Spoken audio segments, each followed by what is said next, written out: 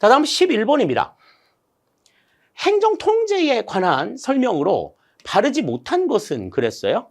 옳지 않은 걸 골라라 하는 겁니다. 자, 1번부터 보죠.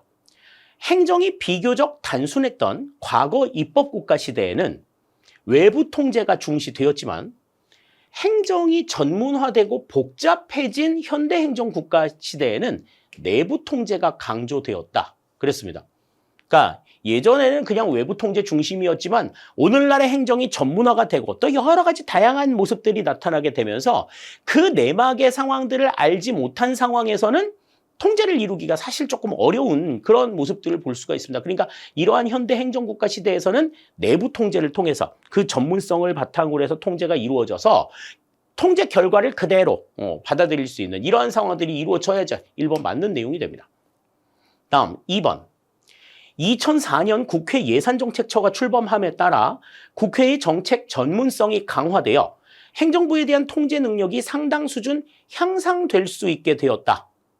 그렇죠? 예산정책처를 통해 가지고 정책이 어떻게 이루어지는가에 대한 본격적인 연구들이 진행이 될 수 있었기 때문에 행정부에 대한 통제 능력이 상향될 수 있다는 것. 그만큼 국회가 행정부에 비해서 상대적으로 취약한 전문성을 좀 보강하게 되었다. 이렇게 이제 생각할 수가 있겠죠. 2번도 맞는 내용이 되겠습니다.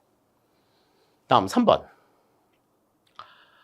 최근 우리나라의 NGO들은 정부 정책에 대한 감시와 견제에 큰 비중을 두고 있다. 그러니까 우리나라의 NGO들 같은 경우에 이 정부 정책이 정말 목적대로 제대로 이루어지고 있는가?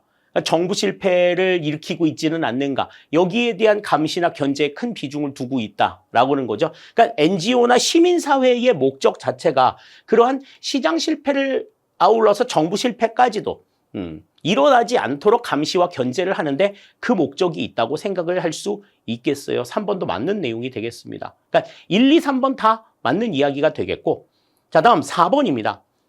총액 인건비 제도 도입 등 각급 기관의 자율성을 확대하는 방향으로 정부 개혁이 추진되고 있어 각급 기관의 자율성을 확대하는 방향, 이것 때문에 중앙행정부처에 의한 통제는 점차 용이해지고 있는 경향이 있다. 그런데 자율성을 확대시켜가지고 많은 것들을 할 수 있게 만들어 놓은 상황에서는 상대적으로 행정통제가 조금 어려워지고 있는 거죠.